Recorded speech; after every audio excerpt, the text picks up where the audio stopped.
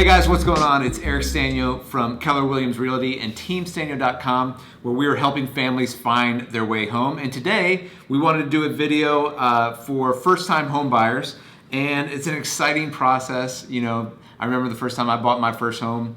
When I was signing the documents, I was super sweaty and nervous because I felt like I was signing my life away. But it's so exciting to get out of an apartment or wherever you're living and get a place of your own. So let's talk about 6 tips right now that'll help you in your home buying process. Okay, tip number 1 is talk to a lender and get a pre-approval letter. So we're assuming right now you've saved up a little bit of money, you don't have massive amounts of debt, and you're in a position financially where you actually can go buy a house.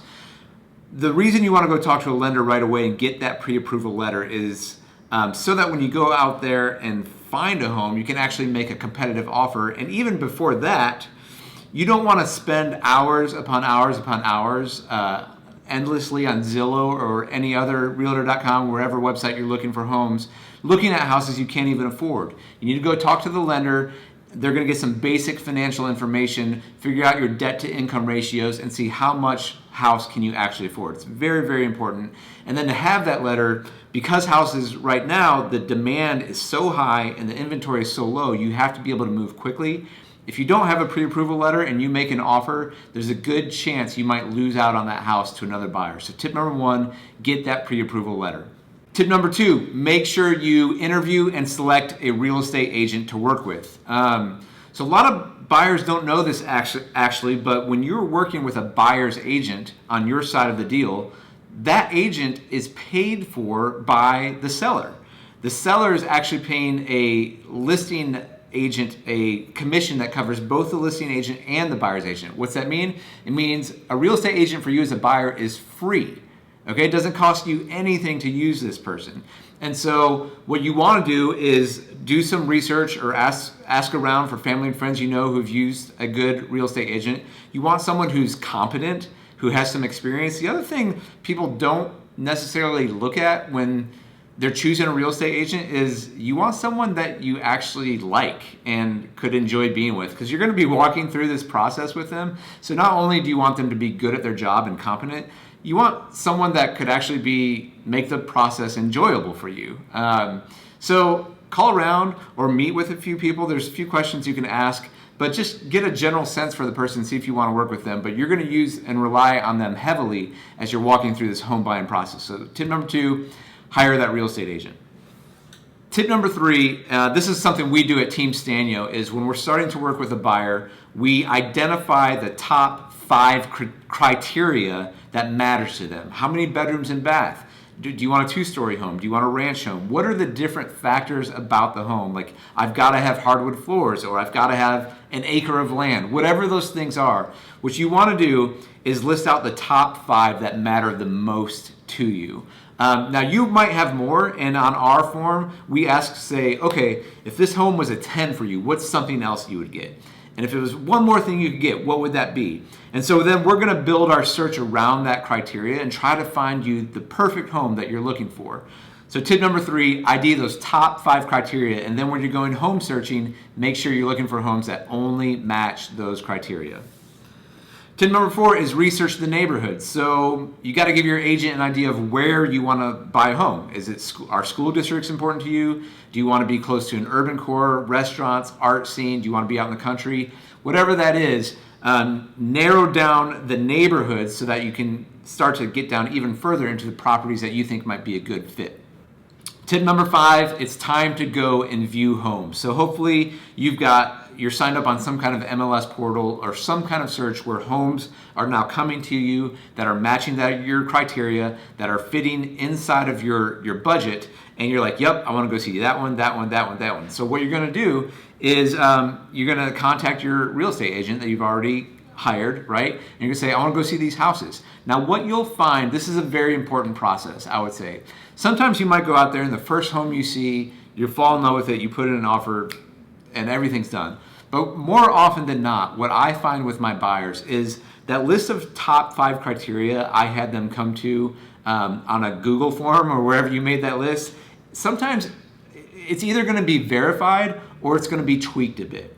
because you really don't know, when you're looking at homes online, you're looking at the photos, and what you might find out is when you go in person, some of the things you thought were most important to you aren't anymore. And some of the things that weren't important to you now become the top 5. So you might need to tweak your criteria a bit as you're actually going out there and viewing those homes. Just fine tune it in, make sure you have an open dialogue with your agent. It's like, hey, I thought we really needed 2 full bathrooms, but it turns out, if there's 1 full and a half bath, we're good with that. Or whatever it is, make sure you're having that dialogue and actually being honest with yourself as you're going through the properties so that you can come to those conclusions. The second thing I would say as when you're going through the homes themselves is bank on your real estate agent heavily. So a lot of times first-time home buyers, they don't know what to look for in terms of any potential problems with the home. Now, many agents, they'll answer any questions you want, but because they want to sell a house, they might not give that information readily. They have eyes that could see some potential problems that you might not be able to see, but because they would like you to buy the house, they may or may not tell you. It's kind of shady. So what I would say is ask every question you can. And when you're going into a house, say, hey, if you see anything that's like a red flag, will you please let us know? Because we're first-time home buyers. We don't really know what to look for. And they can start to look at things like potential water damage or anything wrong with the electricity that catches their eye, anything in the foundation that might stand out to them, poor workmanship, that kind of thing that you might not know as a first-time home buyer. Your real estate agent should know, and make sure you're asking them and getting those answers from them. All right, and the final tip I have for you, tip number 6, is when you find the perfect home that you want to get in, that you're ready to move forward on, is make a competitive offer.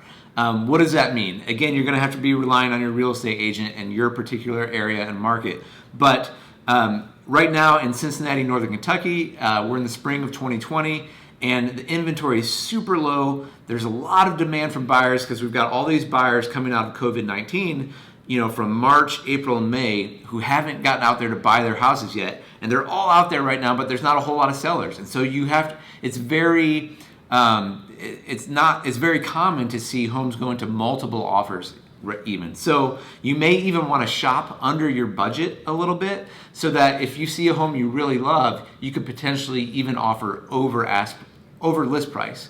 And there may be other terms like closing quickly, or how much earnest money you put down, or waiving a home inspection, other terms like that might help you get the deal. In fact, I've had several buyers also, we craft a personalized letter that, it may or may not help, but sometimes, you can pull on the emotions of the seller and say, oh, our family loves this, we want it, whatever the story is, and that might be a little bit of boost to help you beat out on any other offers that are out there.